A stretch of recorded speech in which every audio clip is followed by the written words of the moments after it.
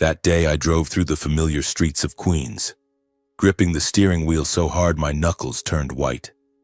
Beside me sat Gianna, my wife, silent, but I knew she was buzzing with excitement. She kept glancing at the clock, then out the window as if terrified we'd be late for my father's retirement party. Morgan Radcliffe, the financial titan whose name echoed across all of New York. I felt the opposite. At first I didn't want to go at all. The thought of stepping into his glittering world, expensive suits and fake smiles, made me exhausted. Yet a tiny spark of hope kept creeping in. Maybe this time, just this once, he would finally acknowledge me. A nod, a single sentence like, "Son, I'm proud of you. I am Dorian Radcliffe, 34 years old, a high school math teacher in Astoria, teaching kids from ordinary families with no power or privilege. But deep inside, I was still the little boy desperate for approval from his billionaire father. You should have worn that black blazer instead of this old shirt," Gianna suddenly snapped, irritation clear in her voice. She was dressed in a striking red gown, hair pinned up high, looking like a queen in the middle of Astoria. "It's your billionaire father's party. Who knows? He might leave you something. We need the money, don't we?" I nodded, forcing a smile. "Yeah, you're right. But I'm just a teacher, not a businessman. I don't want to pretend. Truth was, I didn't just want money. I wanted him to see me as a real son, not the odd one out in the Radcliffe family.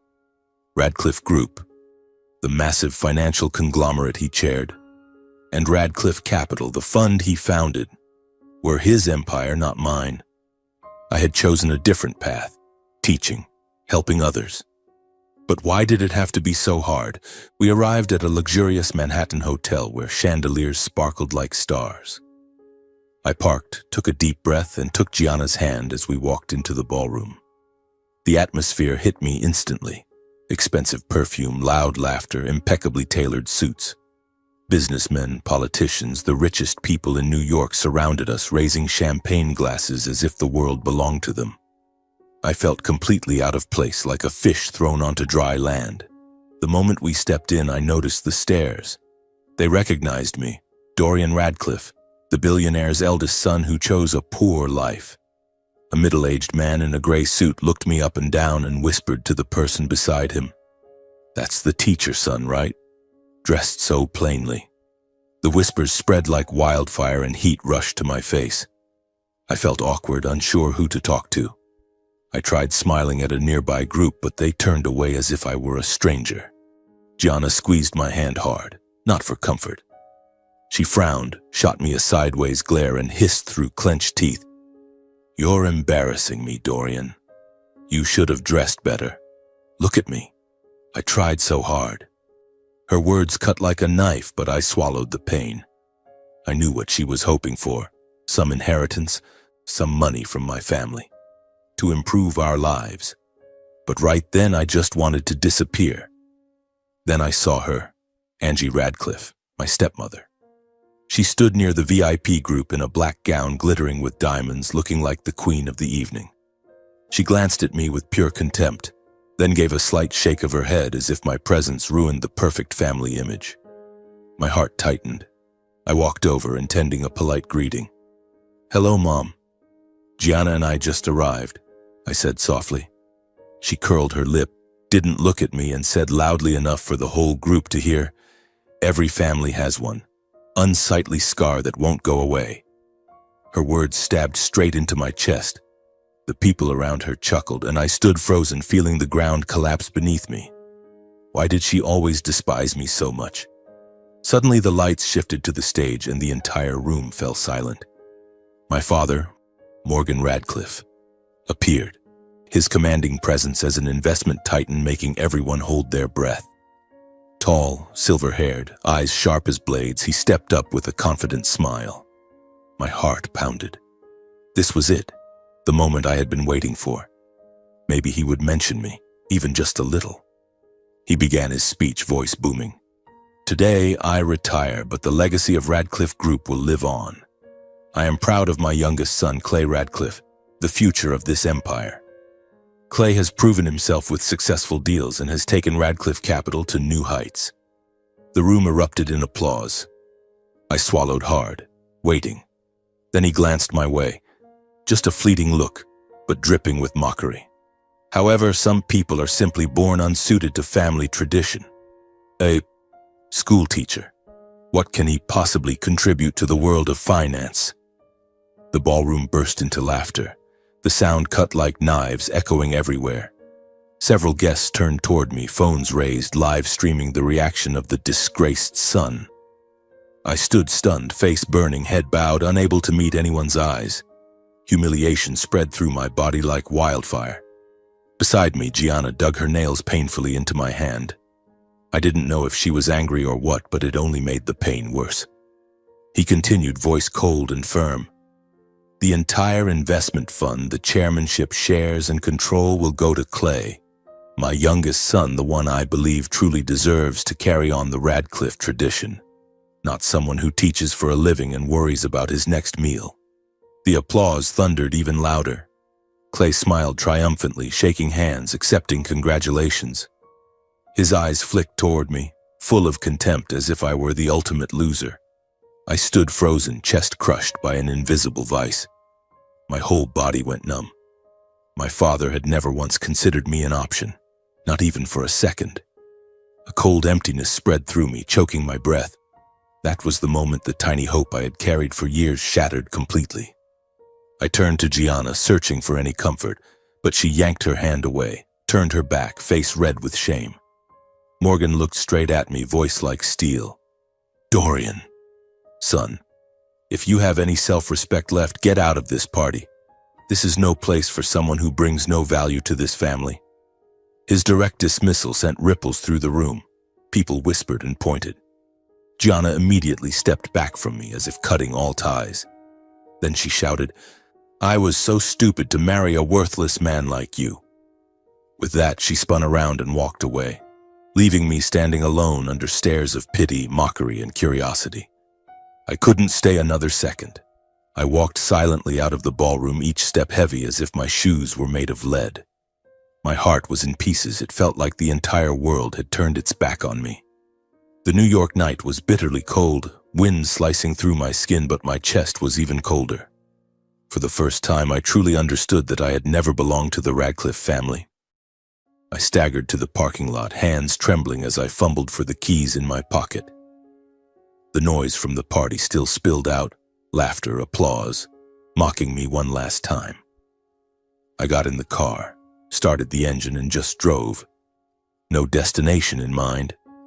New York at night was a maze of lights. The skyscrapers glittered like soulless monsters. I turned left, then right, crossed the Brooklyn Bridge, circled back to Manhattan, anything to let the cold night wind rush through the cracked window and, I hoped, sweep away the humiliation clinging to me. Where was Gianna? Did she take a cab or leave with someone from the party? I didn't know, and right then I didn't have the strength to care. All I could see in my head was my father, Morgan, staring at me with eyes like steel, dismissing me like a beggar, and Gianna, my wife, turning her back without a single word of comfort. I gripped the wheel tighter, tears blurring the road, but I didn't stop. Stopping would mean facing reality, and reality right now was too painful. I drove aimlessly for hours, through the blinding neon of Times Square down to the Lower East Side where music poured from the bars. Every red light brought Clay's triumphant smile back to me. My younger brother shaking hands, basking in praise. He got everything. The chairmanship, the investment fund, our father's pride. And me? A Queens high school teacher who tutors poor kids in math, now thrown out of his own family's celebration. Eventually, I turned toward our small apartment in Astoria, Queens, an aging building with a perpetually broken elevator and musty hallways. Once our home. I parked, killed the engine, and sat in the dark for a while. My heart pounded with the dread that something even worse was waiting. I climbed the stairs. Each step felt twice as heavy. The apartment door was slightly ajar, a faint light leaking from the living room. Gianna had gotten back first. She sat upright on the sofa, still wearing the red dress from the party, but her face was now ice cold, all excitement gone. On the coffee table in front of her lay a single sheet of paper placed perfectly, as if it had been waiting for me. I shuffled closer, legs like lead. "Gianna, when did you get back?" I whispered, voice hoarse. I'm sorry about what happened at the party." She didn't look at me. Her eyes stayed fixed on the paper. "Sign it, Dorian," she said, voice flat and unfamiliar. "Divorce papers. I want this over right now." I froze as if someone had punched me square in the chest. Divorce papers? Now? When I was at my absolute lowest, just publicly humiliated by my father in front of hundreds. I stood there, mouth open, unable to speak. Gianna, the woman I had loved for 5 years, the one who once whispered, "You're my everything," in the dark, now looked at me like I was a burden. What are you saying?" I stammered, collapsing into the chair across from her. "We can talk about this. I know tonight was awful, but..." "There's nothing left to talk about," she cut in, voice trembling yet resolute. "I can't keep living like this." I waited for years, hoping you'd change, that you'd stand up for yourself, that you'd seize the opportunities your own family offered. But look at what happened tonight. You let them humiliate you in front of everyone, and I had to stand there ashamed with you. She took a sharp breath, her eyes flickering, then hardening. I need a man with a future, Dorian, not a teacher scraping by every month like your father said tonight. Those words tore through the last scraps of my dignity, because they echoed exactly what my father had hurled at me in front of the crowd. I drew a painful breath, clinging to the last thread of hope. Gianna, I really need you right now. You've been there for every hard moment in my life. Every time I thought I'd fall, you lifted me up. I love you. Please don't leave me when I'm at my weakest. I reached for her hand, but she jerked away as if touching me hurt her. It was just one bad night, I pleaded, voice breaking. I'll find another way. I'll try harder. We can start over. Don't do this. But Gianna only shook her head, eyes glistening yet refusing to cry. You still don't get it, Dorian. I'm exhausted. I can't tie my life to someone who doesn't even know where his own future is. I need a different path. I deserve more than this cramped apartment, more than barely getting by. Your father was right. You don't belong in that world. And I don't want to be dragged down with you. She stood, carefully packing her things into a bag as if she had prepared long ago. I sat there watching her move like I was trapped in a movie I couldn't stop, heart racing, mind spinning. No, this couldn't be real. She walked to the door without a single glance back. The door slammed shut, the sound echoing through the empty apartment. I was alone. I sank to the floor, hands shaking as I picked up the paper. The words blurred through tears. Divorce on grounds of irreconcilable differences. That was it? 5 years of marriage ended because of one party? My chest felt crushed under a boulder. In a single day I had lost everything, my dignity in front of hundreds, the family I had still hoped for, and now the wife I loved. I curled forward, forehead on my knees, and the tears came unchecked. Sobs tore out of me in the silent room, the sound of a wounded animal. Then childhood memories flooded back like a sudden storm, washing away what little calm I had left. I remembered the day my parents divorced. I was 10. Morgan Radcliffe and my mother, Layla Stein, screaming all night. The next morning, Mom held me crying, saying she had to leave. I begged and cried, but the court decided I would live with my father because he was wealthy and could provide better. You'll be okay, she whispered, eyes full of pain. A year later, Dad married Angie, and from then on, I became the extra child in my own home. I remembered eating alone at the far end of the table while Dad doted on Angie and their new son, Clay. He laughed with them, ruffled Clay's hair. I watched through the crack in the door, aching for the same. Morgan's cold stare whenever I made the smallest mistake. Why are you so clumsy, Dorian? You're nothing like a Radcliffe man. Clay could scribble a messy drawing and get praised, hugged, rewarded, things I never received. Angie was worse. She scolded me for accidentally tearing her favorite dress while hanging laundry, then turned and cuddled Clay like he was her own. Clay is such a good boy, my son, not like certain others, she'd say. shooting me looks of contempt. I felt like an intruder, a stain on their perfect family portrait. When I brought home top grades or math awards, Morgan only nodded. First in math, acceptable. No hug, no praise, nothing.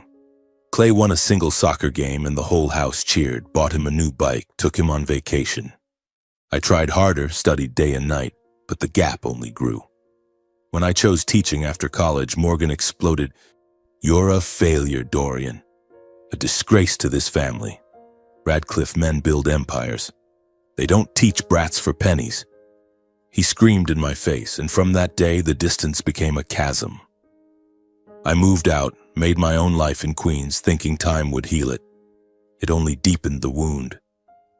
All those childhood hurts came rushing back, merging with tonight's pain into a single storm. I felt like my entire life had been nothing but abandonment, disdain, and being pushed to the sidelines. Mother left, father rejected me, stepmother despised me, brother triumphed, and now my wife walked out. Who was I? A 34-year-old man with no family, no future?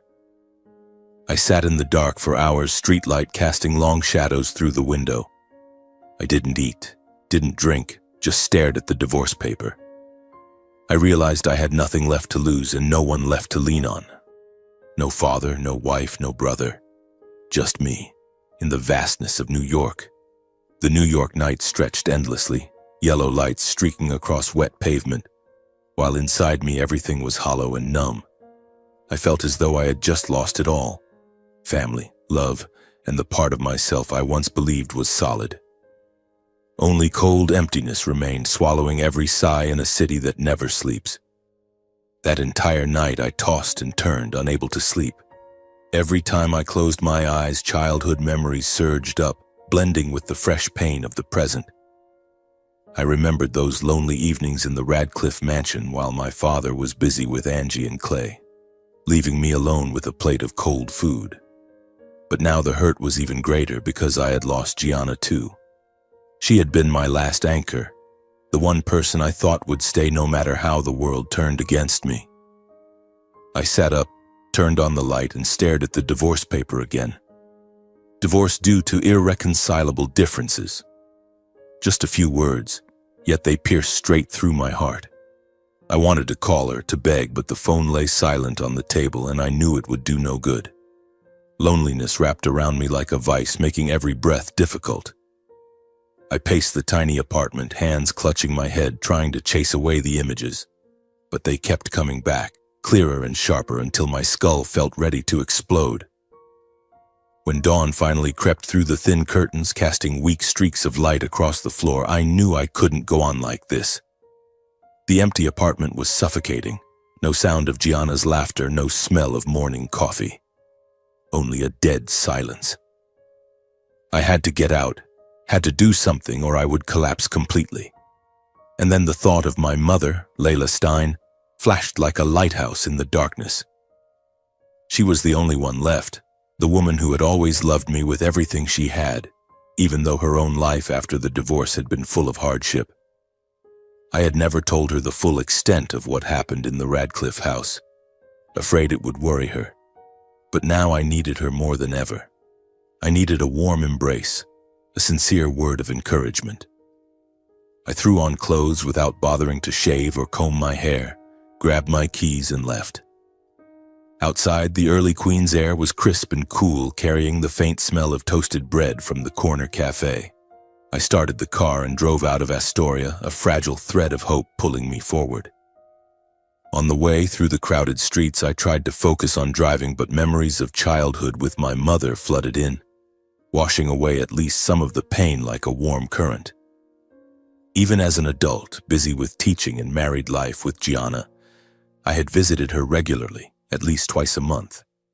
I would drive to Bay Ridge with fruit or pastries, sit and listen to her talk about the old days. I never let her feel abandoned the way the Radcliffes had made me feel. "You are everything to me," she always said, and I believed it. Now crossing the Verrazano Narrows Bridge with the salty sea wind blowing in, I clung to the hope that she would be my last refuge. My heart beat faster at the thought of telling her everything. The party, Gianna.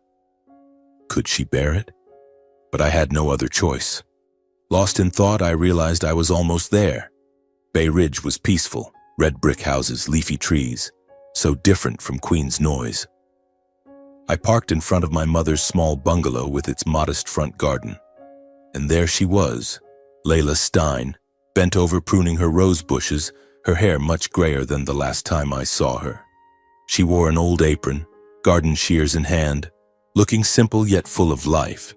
A strange warmth filled my chest, like finding a missing piece of myself. She looked up at the sound of the car, squinted, then her face lit up. "Dorian, my boy is here." She dropped the shears, ran over and threw her arms around me. Her embrace was warm, the familiar scent of soap and garden soil flooding my senses, bringing tears to my eyes. She held me tight, half joyful, half worried, as if afraid I'd vanish. "Why the sudden visit? Is everything all right?" she asked, voice trembling, then pulled me inside, still holding my hand. Inside, the house smelled of herbal tea. Old photos lined the walls, mostly of me as a child. We sat on the sofa. She poured me water, eyes never leaving my face. "It's not the weekend. Why are you here? Where's Gianna? Is something wrong?" Worry etched deep lines into her face. I looked at her, hesitated, throat tight. Then I told her everything. The retirement party, my father's public humiliation, Angie Clay, Gianna walking out with the divorce papers. My words came broken, tears streaming, but she listened without interrupting, just squeezing my hand. When I finished, she pulled me into a fierce hug, holding me so tightly I could feel her heartbeat. "My brave boy, don't fall apart now," she whispered, voice warm yet full of sorrow. "I've always been here. Even if the whole world turns away, you still have a place to come home to. I love you, and I'm proud of you, proud of the kind teacher you've become." We sat in silence for a long time, each lost in thought. The room felt thick with everything that had never been said. I could sense her own pain. She had never fully told me about the divorce years, the struggle of raising herself alone. The air grew heavier, as if a secret were about to surface. Suddenly she stood, wiped her eyes, and disappeared into the back room. I heard drawers opening, papers rustling. She returned holding an old, yellowed photograph, edges worn, and placed it in my hand with a look of deep torment. "Dorian, look at this. I want you to see it," she said, voice shaking. I looked at the photo, heart pounding. It showed a man in his 30s wearing a simple shirt, standing by the sea with a bright smile. But the eyes, those deep blue eyes, were identical to mine. The high nose bridge, the slightly crooked smile, everything mirrored my own reflection. Shock hit me. I looked up at my mother. Her face was torn with guilt and anguish, eyes brimming with tears as if fighting an internal battle. "Mom, who is this?" I asked, voice breaking. A cold shiver ran down my spine, spreading through my whole body like electricity. Instinct told me this photo was no accident. It was about to turn my entire life upside down and shatter everything I had ever believed. I sat there, hands trembling as I held the old photograph, staring at the face of a man who was both a stranger and eerily familiar. Deep blue eyes, a slightly crooked smile, everything felt like looking at myself from the past. My mother sat beside me, eyes glistening with tears, her face etched with deep guilt. She let out a heavy sigh, her voice shaking yet resolute. "My son, this is Lachlan Stein. He is your real father." The words hit me like a bomb exploding in my head. Real father? Lachlan Stein? For 34 years, she had never once mentioned this name, never let slip the slightest hint. I froze, mouth open but no sound coming out. Morgan Radcliffe, the man I had called father my entire life, the man who had publicly humiliated me just yesterday, was not my biological father at all. Everything spun. The years I had desperately craved his approval, the countless times I tried to prove myself so he would be proud, all of it had been an illusion. He was not my father. No blood tie. My heart felt crushed in someone's fist, another piece of it shattered. The love I had longed for my whole life from Morgan had never even existed, Why would he love a child who wasn't his? I dropped my head into my hands, tears spilling uncontrollably. Mom, how could you keep this from me all these years? I whispered, voice breaking. She pulled me into her arms, holding me tight like when I was little, but this time her embrace trembled. My boy, I'm so sorry. I kept it hidden too long because I was afraid the truth would hurt you more. But after everything you told me about the party, about how they treated you, I can't stay silent anymore. She took a deep breath, her voice growing distant, as if turning the dusty pages of an old book. I wiped my tears and tried to listen, even though my mind was still reeling. Her words came slowly, full of longing, as she remembered. 34 years ago, your mother and Lachlan were madly in love. Back then, Lachlan was a young financial analyst at a small firm in Manhattan. He was brilliant, gentle, and dreamed of a quiet life with me. We met at a cafe near the office. He dropped a book, I picked it up, and from that moment, everything began. Her tone warmed when she spoke of him. Lachlan wasn't rich like the Radcliffes, but he loved me truly. We dreamed of a little house, of children. Then Morgan appeared. Her voice hardened. Morgan Radcliffe was the heir to Radcliffe Group, the massive financial empire his family had built. He met me at a work event and instantly became obsessed. At first I thought it was just a passing infatuation, but when he realized I had chosen Lachlan, that obsession turned dark and possessive. My pulse quickened. It felt like I was the protagonist in a thriller. She continued, every detail tightening the knot in my chest. Morgan couldn't accept losing. He stalked me, sent gifts, even interfered with Lachlan's job. I begged him to stop, but he just smirked. Layla, you will be mine. No one can stop me. I felt a chill. Morgan, the man I had called father, had been that kind of monster. Her voice shook with old anger. The Radcliffe family was rich and powerful, with connections everywhere. Morgan used that power to frame Lachlan for fraud. He bribed Lachlan's colleagues, fabricated documents, and convinced the firm Lachlan had embezzled money. Overnight, Lachlan was fired, his career destroyed. I sat up straight, eyes wide with shock. He really did that? Just out of jealousy? Mom nodded, tears rolling down her cheeks. Yes, son. Lachlan was driven out of New York, even threatened with prison if he ever returned. Morgan summoned me to his office, smiling triumphantly. Now do you see? I can do anything to have you. He warned me that if I ever tried to find Lachlan again, he would make Lachlan disappear for good, prison or worse. She buried her face in her hands and sobbed. I held her, my own heart breaking. So the Radcliffe empire wasn't just money. It was built on manipulation and ruining lives. Lachlan, my real father, had been thrown into hell simply for loving my mother. She wiped her eyes, voice growing stronger. Right after that, Morgan forced me to marry him. He said it was to preserve the family image, a beautiful wedding to cover any scandal. I had no choice. I was terrified he would hurt Lachlan again. We married quickly, and just days after the wedding, I discovered I was pregnant with you. The words struck me like lightning. My mother was pregnant before the wedding? With Lachlan? I stared at her, mouth dry.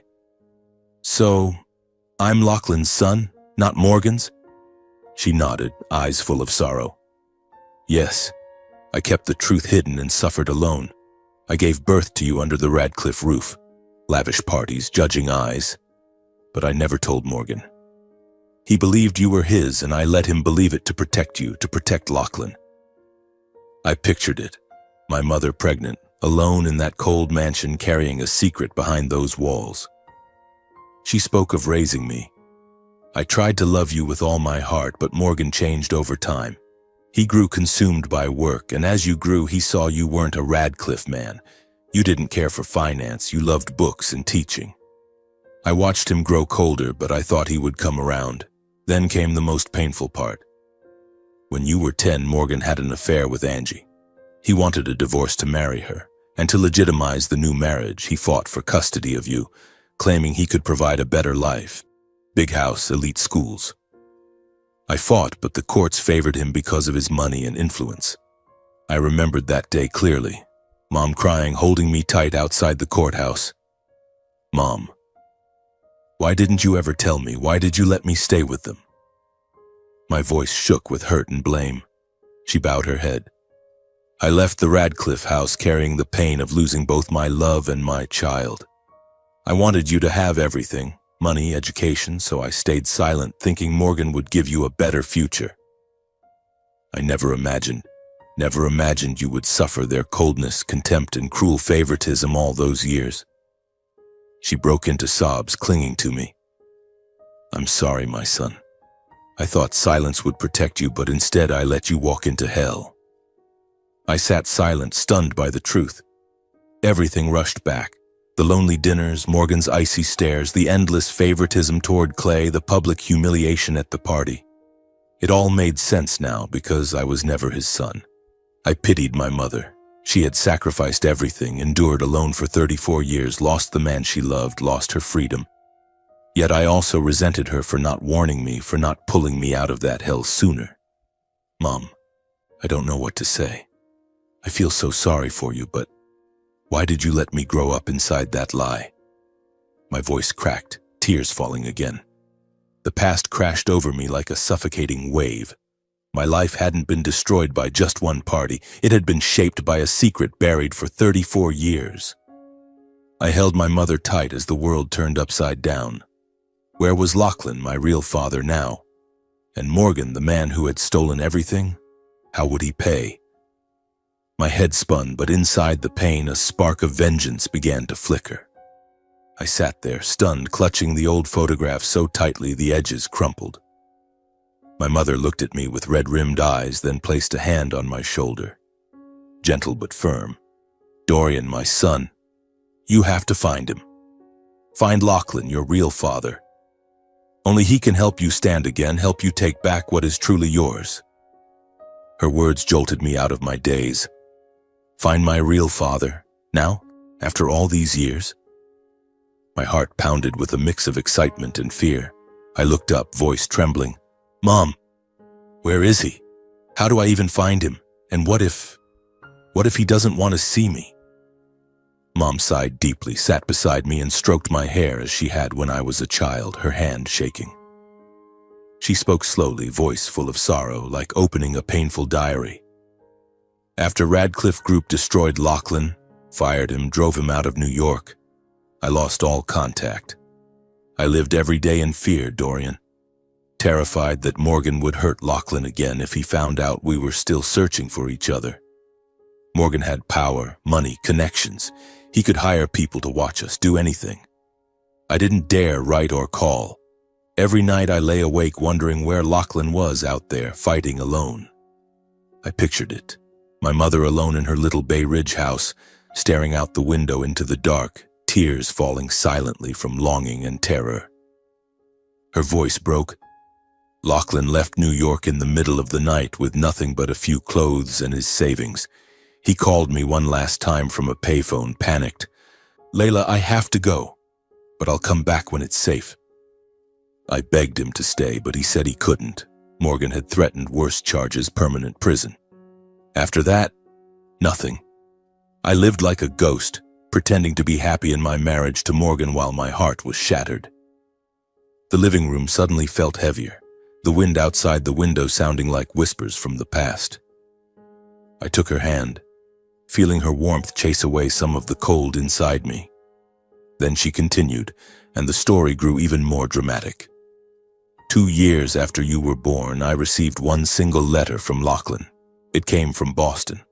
No clear return address, just a hastily stuck stamp. My hands shook as I opened it. It was short. My dearest Layla, I'm safe. I've had to live under a new name to escape the Radcliffe's reach. Don't look for me, they're still watching.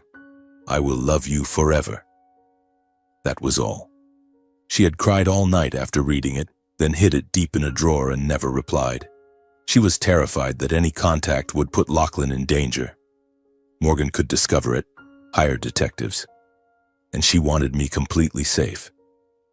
Back then, Morgan still believed I was his son. If he ever learned the truth, she couldn't bear to think what he might do. He could have thrown me out, or worse. Her words sent ice through my veins. For 34 years, my mother had lived in that fear, carrying the burden alone to protect Lachlan and me. I held her tighter, tears falling. "Mom, I had no idea you suffered so much. I'm sorry I blamed you." She shook her head, gave a sad smile. "It's all right, my boy." She stood, went to the back room, and rummaged through a drawer. When she returned, she handed me a faded slip of paper, the Boston address from that old letter, along with a new letter she had written to Lachlan and a childhood photo of me at age 5, grinning ear to ear. My hands shook as I took them. The address was a coastal town in Massachusetts, vague street name, probably his hiding place. Mom's new letter was short. "Lachlan, if you are still alive, please meet our son. He needs you." And the photo, tiny me with bright, shining eyes, exactly like Lachlan's in the old picture. My heart raced with anticipation as if I were about to set off on the greatest adventure of my life. "Mom, do I really have to go right now?" I asked, voice unsteady. She nodded. "Yes, son. Don't wait. Morgan may still be watching. He still has power. Go find your father and be careful." I stood, hugged her one last time, promised to call the moment I arrived. I stepped outside into the cool Bay Ridge evening, got in the car, started the engine, and drove out of Brooklyn toward Massachusetts. It was a night-long journey on dark highways, wind howling through the cracked window. At first I drove aimlessly, mind swirling with questions. What would Lachlan be like? Would he recognize me? Would he be angry at Mom for hiding the truth? Or had he built a new life and forgotten the past? The night deepened, the highway empty except for lonely road signs lit by my headlights. I thought of my mother's years alone, and the flame of vengeance inside me burned brighter. Morgan, the man who was not my father, had stolen everything. My mother's love, Lachlan's career, my childhood. I gripped the wheel tighter, determined. I would find my father, and together we would face the past. Dawn broke as I reached Massachusetts. The ocean appeared, the salty air drifting in. The small town, wooden houses by the sea, waves rolling gently, felt like a peaceful painting. I found the address, heart pounding. A modest house, red-tiled roof, white curtains in the windows. I parked, took a deep breath, and knocked. When Lachlan opened the door, he had no idea what was happening. He was about 60, silver-haired, weathered, but with those same deep blue eyes, exactly like mine. He wore an old shirt, looking like an ordinary man, not the victim of a grand conspiracy. "Hello? Who are you? Why are you knocking at my door?" he asked, slightly puzzled. Trembling, I handed him Mom's letter and the childhood photo. "Are you Lachlan Stein? I came from New York. This is a letter from Layla, my mother." He took them, hands shaking a little. He opened the letter, scanned it, then froze at the part where Layla revealed that the man at his door was his son. His face went pale. He staggered, gripping the doorframe for support. My son? Layla had a child with me?" His voice broke, tears welling up. He stared at the photo of 5-year-old me. The eyes, the nose, the face, an exact echo of his younger self. He looked up at me, eyes wide with shock and overwhelming joy, unable to believe what he saw. Lachlan reached out with trembling fingers, touching my shoulder, cold yet strangely warm. Then he could no longer hold back. He pulled me into a fierce embrace right there on the porch, the hug stolen from us for 34 years. I let him hold me, felt his ragged breathing, his tears soaking my shirt. And then I wrapped my arms around him too, holding tight, feeling a warmth I had never once received from Morgan. It was the real embrace of a father and son, full of love and regret, melting my heart. We stood like that for a long time, the salty sea breeze around us, the waves providing the soundtrack to our reunion. He led me inside, a modest seaside house, old sofa, stacks of books, the faint smell of coffee. We sat facing each other, truly seeing one another as blood for the first time. He looked at me, eyes red. My boy, you look just like me. The eyes, the smile. Layla didn't lie. His voice choked. Then he kept apologizing. I'm sorry, son. Sorry I wasn't there while you grew up. Sorry you had to suffer alone. Sorry I couldn't protect your mother and the child I never knew existed. I didn't know. I had no idea you were out there. I told him about Mom, the letter, the 34-year secret. His face paled as he listened. Lachlan admitted, voice breaking. Years ago, I quietly tried to find news of Layla. I hired a detective and learned she had married Morgan and was living in the Radcliffe mansion. I thought she had chosen that life, wealth, safety. So I stepped back, never daring to disrupt it. I've lived here under a different name, working as a small financial consultant far from New York. But now I know the truth. I opened up and told him everything I had endured, being taken from Mom after the divorce, growing up rejected by the Radcliffe family, treated as an outsider, lonely dinners, Angie's contempt, the favoritism toward Clay, and finally the public humiliation at the retirement party, followed by Gianna leaving me. My voice shook as I continued, hot tears sliding down my cheeks. My father, Morgan, never saw me as his son. He threw me out of the party, called me worthless. And Gianna, she left me that very night. Lachlan listened in silence, his expression shifting from pain to fury. He now understood that Radcliffe Group hadn't just destroyed his and Layla's lives, it had crushed the childhood and future of his own son. I sat there, breathing heavily after spilling everything, my body drained, but my heart burning. The small seaside house suddenly fell silent, only the steady crash of waves outside the window echoing our chaotic heartbeats. Lachlan, my father, sat motionless for a long time, fists clenched, eyes staring into nothingness. Then he stood abruptly, walked to the corner of the room and opened an old safe hidden behind a bookshelf. The lock clicked loudly, and he pulled out a thick, dust-covered box of files. My son, he said, voice hard yet thick with emotion. I've been waiting for this day far too long. I wiped my tears, heart racing as he placed the box on the table.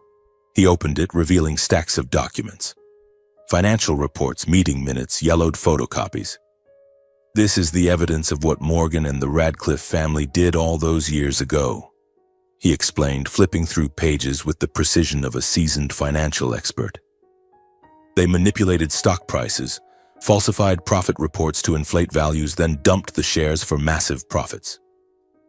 I leaned in, overwhelmed by the sheer volume.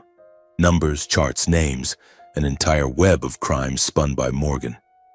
I touched one sheet and felt as though I were touching my own dark past. Dad, you've kept all this for 34 years? I asked, voice breaking with astonishment. He nodded, eyes flashing with cold steel. Yes, son.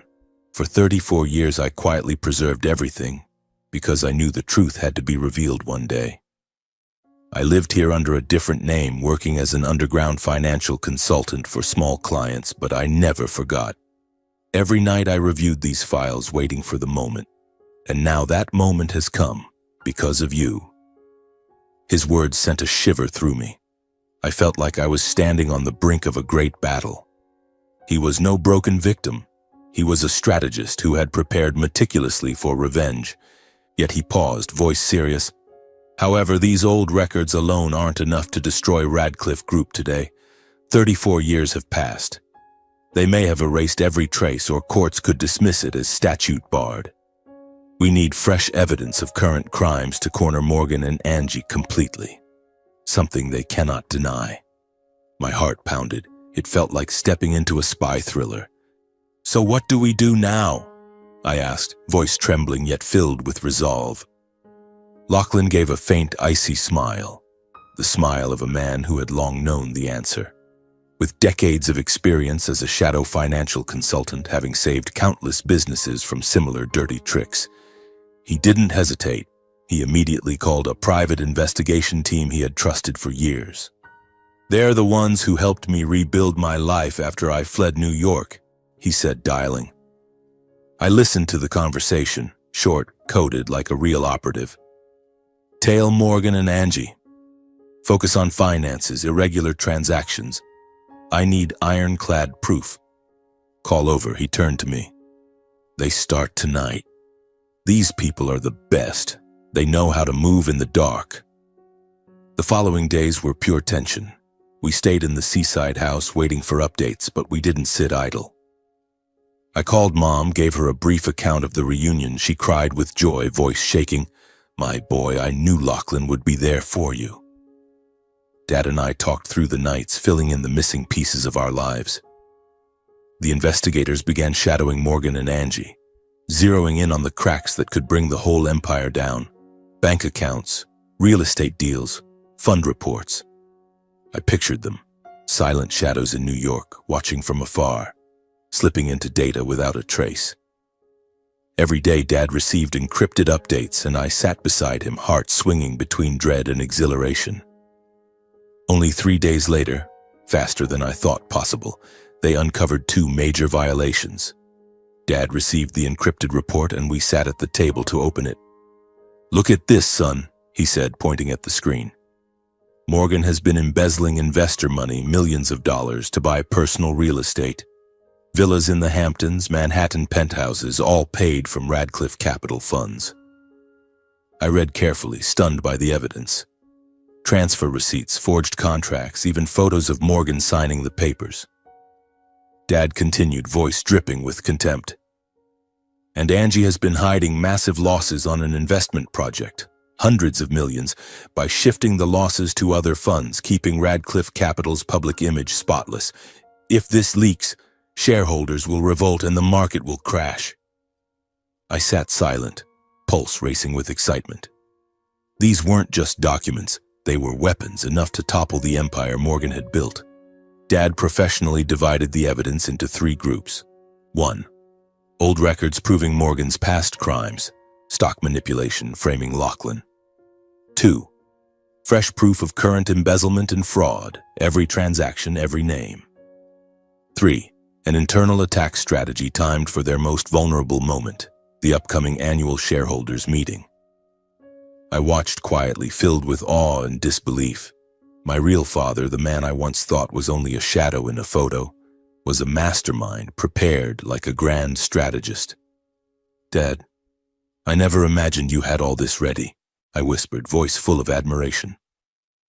He looked at me, eyes blazing. Life taught me patience, son. Now, are you ready to expose the truth? I hesitated for a split second. The party flashed back. The laughter, Morgan's dismissal, Gianna walking away. Then I thought of Mom, her decades of silent suffering, robbed of love and her child. I nodded, voice firm. Yes, Dad, it's time to take everything back.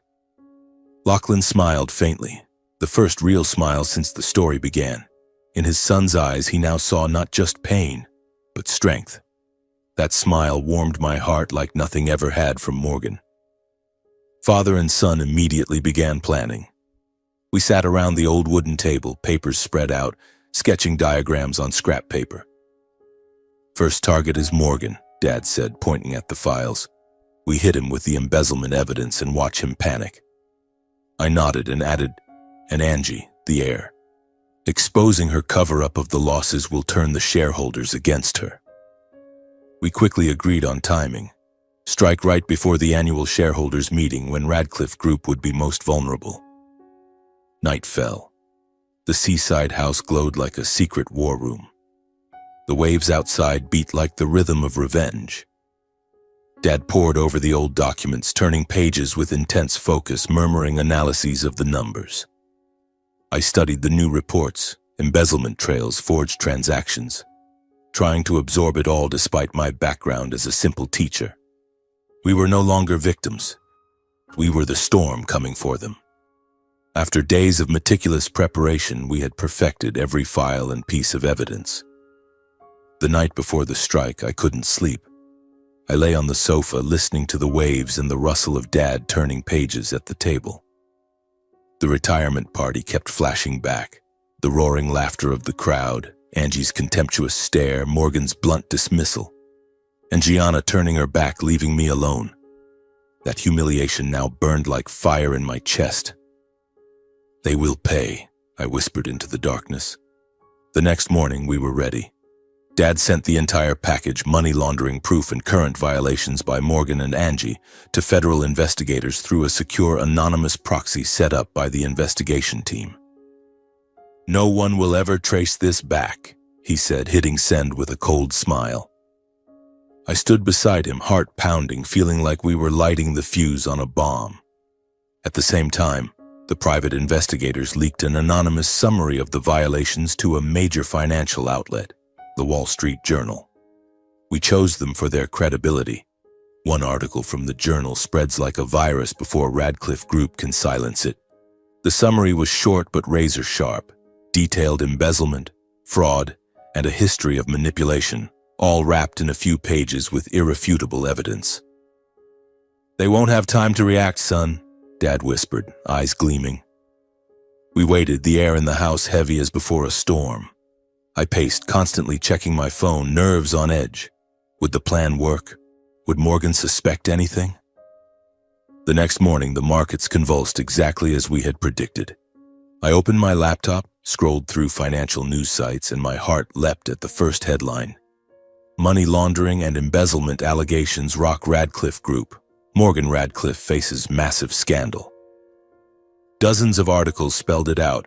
Radcliffe Group accused of laundering money through its investment funds, embezzling millions from investors, and falsifying records to hide massive losses. Fund values plummeted instantly. Shares dropped 20% in the first hour. Trading floors descended into chaos. Panicked shareholders flooded phone lines demanding answers. A sell-off tsunami shook the market. I turned to Dad, voice shaking with excitement.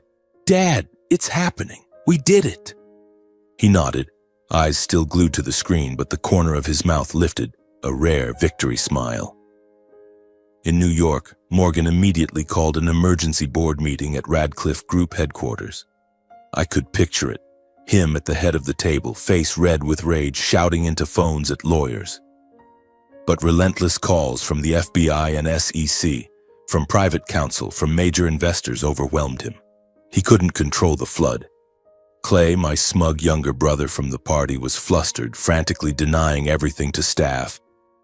This is fake news. We'll sue. But inside Radcliffe Group, people were already jumping ship to save themselves. Employees whispered in hallways, I'm not going to prison for them. Resignations poured in. Chaos spread like wildfire. Dad and I watched it all from afar. We stayed invisible, silent, simply observing Radcliffe Group collapse under the weight of its own crimes. Dad had set up a real-time monitoring screen, stock tickers, news feeds, even hidden camera feeds from the investigators. I sat beside him, filled with both satisfaction and exhilaration. They're digging their own graves, Dad murmured, voice dripping with irony. At the height of the crisis, federal authorities officially issued search warrants for Radcliffe Group and froze several related accounts. I imagined the scene. FBI agents storming headquarters, sealing offices, panicked employees scattering. The entire conglomerate was paralyzed for hours. Trading halted, phones ringing off the hook, and Morgan sat there, face ashen, realizing his empire was crumbling. One afternoon, Radcliffe Group held a chaotic press conference. News spread instantly online. Investors gathered outside headquarters with protest signs demanding justice. Reporters swarming with mics and cameras, staff buzzing about possible collapse. Dad and I decided to get closer, not to reveal ourselves, but to witness it with our own eyes. We drove back to New York, parked in a building across the street, and went up to a high floor to watch through binoculars. I stood on the rooftop of an opposite high-rise, looking down at the mayhem below Radcliffe headquarters. Protesters shouting, signs waving, camera flashes exploding nonstop. For the first time in my life, the name Radcliffe no longer made me tremble. Instead, I felt powerful, like a victor watching his enemy kneel. Lachlan stood beside me, expression calm but meaningful. He placed a hand on my shoulder. Son, this blow is only the beginning. But it's strong enough to bring the empire that destroyed our lives to its knees. We stood there as the New York wind whipped around us, carrying the smell of exhaust and the chaos below. Radcliffe Group was shaking to its very foundations, and father and son both knew the real confrontation had only just begun. This time, we held the upper hand. I gripped Dad's hand tightly, heart racing with anticipation for what was coming next. Morgan had no idea, but the true storm was only just beginning. We returned to the seaside house in Massachusetts soon afterward, but my mind stayed glued to New York, tracking every development through the computer screen and the investigators' reports. The following days passed in suffocating tension. After the devastating blow from the media and federal authorities, Morgan began to fight back, but it was only the weak, desperate flailing of a cornered animal. I watched him hold press conference after press conference, standing before a forest of microphones, face flushed, trying to explain away and deny every accusation. "This is a smear campaign orchestrated by jealous competitors," he declared in one live-streamed event, voice trembling yet still clinging to his old authority. "Radcliffe Group has always operated within the law. We will sue whoever is spreading these vicious lies." But I knew he was panicking. Through hidden cameras the investigators had planted, I saw him slamming his fist on the desk in his office, screaming into the phone at his aides, "Find the source. Who dares do this to me?" Angie, my stepmother, tried to shield her husband, appearing beside him at the press conferences with a forced smile, repeating the same excuses. "Our family is being unfairly attacked," she said, voice shrill and unsteady. Morgan tried stronger counterattacks, blaming anonymous saboteurs. He even hired private detectives to hunt down the leak, but every move only made things worse. Shareholders pulled out en masse, triggering a sell-off tsunami that nearly froze Radcliffe Group. I watched the stock chart on my screen. From its peak, it plunged another 30% in just 2 days. "They're killing themselves," Dad murmured beside me, voice dripping with irony. Rumors flew everywhere. Federal agents could arrest Morgan at any moment, perhaps in his office or at the mansion. The atmosphere inside the Radcliffe mansion, the grand house where I grew up, was thick with dread and paranoia. From the investigators' reports, I knew they were barely sleeping, tearing into one another. Morgan shouting at Angie for her extravagant spending, Clay blaming Dad for dragging him into the mess. A strange satisfaction filled me. They had treated me like trash, and now they were destroying each other. Meanwhile, Dad and I knew the time was ripe for a direct confrontation. We could no longer watch from afar. We had to end it face to face. "Son, we have to go to them," Dad said. "Not to negotiate, to show them the truth, to make them look at what they've done." I hesitated for a moment. The mansion brought back painful memories. Lonely dinners, Morgan's cold stares, Angie's barbs. But then I nodded, resolve hardening. It's time we finished this. We prepared carefully, thick folders of irrefutable evidence and hearts ready for battle. The drive back to New York felt completely different. No fear, only anticipation and strength. We arrived at the Radcliffe mansion on a drizzly afternoon, the New York sky gray like the mood of the defeated. The large iron gates opened after we rang, and the maid answered the door with shock. "Young Master Dorian? And this gentleman is—" We didn't answer, just walked straight into the grand foyer. The air was heavy, expensive perfume mixed with tension, the chandeliers glittering but unable to hide the chaos. When Lachlan and I stepped into the main living room, Morgan shot up from the sofa, face draining of color with a mix of terror and fury. He couldn't believe his eyes when he saw Lachlan, the man he thought had vanished forever. "Lachlan, you're still alive?"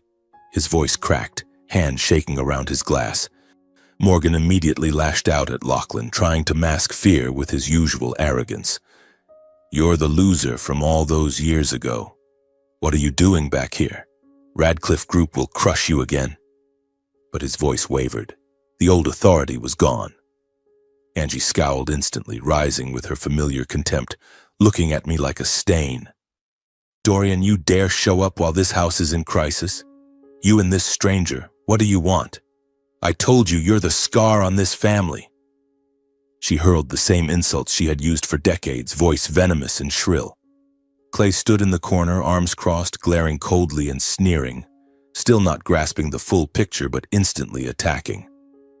Big brother, you show up with some cheap nobody. Who do you think you are? Still just the useless teacher.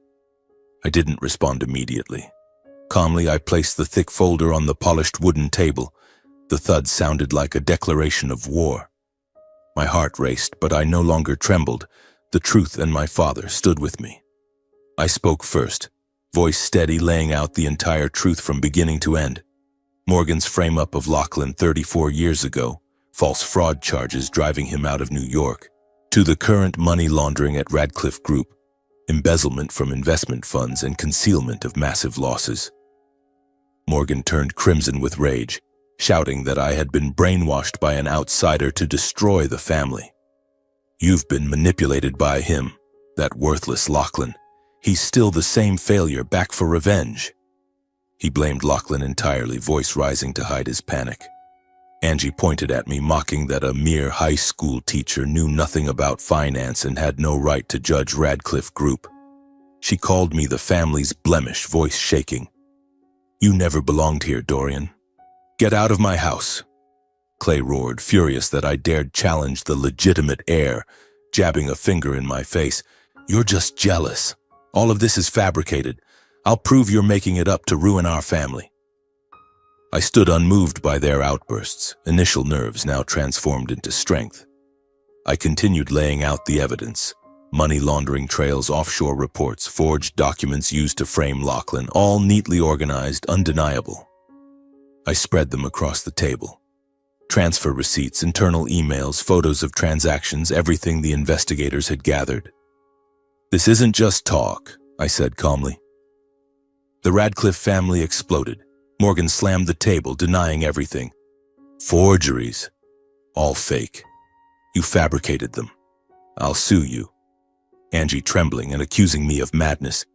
You're insane, Dorian. I'll call the police. Clay screaming he was being framed. Someone's setting me up. This isn't my fault. I stood firm, looking them in the eye, and said justice would speak for itself. They could take their denials to court. Summons and investigations would answer for me. The living room felt like it was detonating, shouting, pointing. But a strange peace filled me. Before leaving, I paused and delivered the final truth Morgan never saw coming. The man standing behind me, Lachlan Stein, is my real father. You no longer have the right to call me your son ever again. Morgan froze, mouth agape, speechless. Angie stood stunned, hand over her mouth. Clay looked horrified as he realized I wasn't even Radcliffe blood, and the person they had despised most was the one tearing their family apart. I turned and walked out, Lachlan beside me, shoulder to shoulder like warriors. Behind us, the Radcliffe family collapsed in the truest sense, screaming, blaming, cursing one another in the house that once symbolized power and luxury. We stepped outside into the drizzle, but my heart felt light. The confrontation ended as I left the mansion as the victor, not through violence or hatred, but through truth and justice they had trampled for decades. A few days after the confrontation, federal authorities officially issued arrest warrants for Morgan, Angie, and Clay to face investigation. I was brewing morning coffee when Dad called me over and pointed at the TV screen. Look, son, they've been taken. Live footage showed FBI agents storming the Radcliffe mansion, handcuffing Morgan, his face ashen, struggling uselessly. Angie was sobbing and pleading, "You've got the wrong people. We're innocent." Clay kept his head down, the once triumphant smirk gone, replaced by the panic of a man about to lose everything. All Radcliffe family assets, bank accounts, investment holdings, shares, were frozen instantly. The lavish villas, the yacht, the offshore accounts, everything sealed. I sank into a chair, heart pounding, feeling as though a colossal weight had finally lifted. They're under arrest, I whispered, tears welling not from sadness but from overwhelming relief. Dad placed a hand on my shoulder. Justice is here, Dorian. We waited 34 years for this moment. Radcliffe Group was suspended from operations shortly after. Its Manhattan headquarters was sealed for searches. Hundreds of employees stood outside, faces anxious, whispering, "Is the company bankrupt?" Major shareholders fled, dumping stock in a frenzy that drove the conglomerate's value from billions to mere hundreds of millions in the blink of an eye. Within hours, prosecutors held a press conference and dropped the first bombshell charges: large-scale money laundering through offshore accounts, embezzlement of hundreds of millions from investment funds, falsified financial reports to deceive investors, misuse of company assets for personal luxury, real estate, and lavish trips, and the fabrication of evidence 34 years ago to destroy Lachlan's career. I sat in silence, absorbing every word, heart racing with the drama of it all. "They're using the old files you kept, Dad," I whispered. He nodded, eyes gleaming. "And everything we gave them. There's no denying it now." The news spread like a hurricane across CNBC, Fox Business, and the New York Times. Major financial outlets called it the worst scandal in investment history, comparing it to Enron or Madoff. The public erupted in outrage at the extent of the Radcliffe fraud. Thousands of online comments. "They stole from hardworking people. Justice for the victims." The federal trial day arrived amid a New York atmosphere thick with tension, like a crime thriller. Dad and I attended court, sitting quietly in the back rows, hidden among reporters and spectators. Prosecutors presented wave after wave of ironclad evidence, old records plus everything Lachlan and I had supplied. Transfer receipts, internal emails, forged reports, all projected on giant screens. The Radcliffe defense lawyers tried to fight back but stumbled, muttering about saboteurs, knives, unable to counter the mountain of proof. Morgan sat with his head bowed, no longer the titan. Angie wept. Clay trembled. I looked at them and felt no hatred, only pity. They had dug their own graves. The trial lasted hours, but the outcome was clear. Morgan Radcliffe, 25 years in prison for money laundering, financial fraud, fabricating evidence, and destroying another man's career. Angie Radcliffe, 12 years for complicity in money laundering, aiding illegal transactions, and profiting from embezzled funds. Clay Radcliffe, 15 years for misappropriation of fund assets, embezzlement, and approving fraudulent investments that caused massive investor losses. Radcliffe Group officially declared bankruptcy weeks later. Its assets were liquidated to compensate victims, millions flowing back to those who had been robbed. The Radcliffe name was erased, now synonymous only with fraud and collapse. I stood at a distance watching workers use a crane to remove the Radcliffe sign from headquarters under the rain. I felt no gloating, only the sensation that the invisible chain that had bound my life for 34 years had finally fallen away. When the case closed, I knew there was one thing more important than anything else, something I could no longer delay: reuniting my real family. I took Dad to see Mom after 34 years apart. We drove to Bay Ridge, my heart pounding like the first time I met him. When they faced each other at Mom's door, decades of suppressed love and longing burst into tears. Mom reached out, trembling, touching Dad's face. "Dorian, Lachlan, you're both here." Dad pulled her close, voice breaking. "Layla, I'm sorry. Sorry I couldn't come sooner." Layla didn't blame. Lachlan needed no excuses. They simply held each other and cried. The reunion left me standing behind them, throat tight. My family was finally whole. The three of us moved back to Massachusetts together. I bought a spacious new seaside home for Mom and Dad so they could spend the rest of their lives side by side. The house was simple. Bright living room, garden overlooking the ocean, cozy kitchen smelling of fresh-baked bread. A new life took shape. Morning walks on the beach, Mom holding Dad's hand, me smiling behind them. Afternoons cooking together, Mom teaching Dad my favorite vegetable soup. Evenings talking about the lost years and the future opening before us. "I remember you once dreamed of a house by the sea," Dad said to Mom, eyes shining. She smiled. "Now we have it." My parents found the peace that had been stolen from them. They walked, held each other, made up for decades apart. I returned to teaching, but now with a light heart, no longer carrying the Radcliffe shadow. We built a simple, warm home, the kind I had never known in 34 years. Family dinners, laughter echoing, late-night stories. For the first time, I felt I truly belonged somewhere. Far from New York, we lived a life free of fear and pain. Only the sound of waves, a peaceful home, and a family finally reunited after a lifetime apart. Time passed swiftly like the gentle waves lapping at the Massachusetts shore, washing away the last remnants of a dark past. Life for the three of us gradually settled into a peaceful rhythm I had never dared imagine. Mom, Layla, spent her days tending the small garden behind the house, planting roses and vegetables. Her hands no longer trembled with worry. Dad Lachlan continued his work as a discreet financial consultant, but now he did it out of passion, no longer hiding in the shadows. And I, Dorian, returned to the teaching I had always loved. I found a position at a local high school teaching math to seaside kids, bright-eyed children full of hope for the future. At my new school in Massachusetts, small but meaningful changes began. That was where I met Avani, a gentle, warm literature teacher who always wore a kind smile. We first crossed paths in the faculty room while I was making coffee and she walked in. Long black hair loose, arms full of old books. "Hi, you must be the new teacher, right?" "I'm Avani. I teach 10th grade English," she said, her voice as soft as the sea breeze. I smiled, introduced myself, and a conversation began. Short about the weather, about mischievous students. Yet something about Avani caught my attention. The warmth in her eyes, the way she truly listened when I talked about interesting math problems.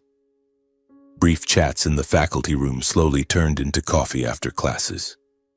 We sat at a little seaside cafe, salt wind blowing through, talking about books, life, and quiet dreams.